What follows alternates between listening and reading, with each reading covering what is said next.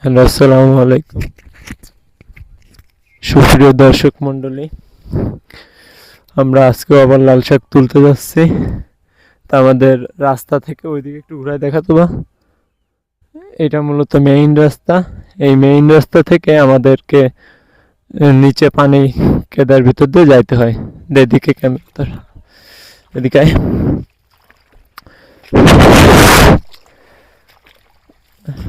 প্রচন্ড শীত, কুয়াশার কারণে কিছু দেখা যাচ্ছে না এদিক দিয়ে।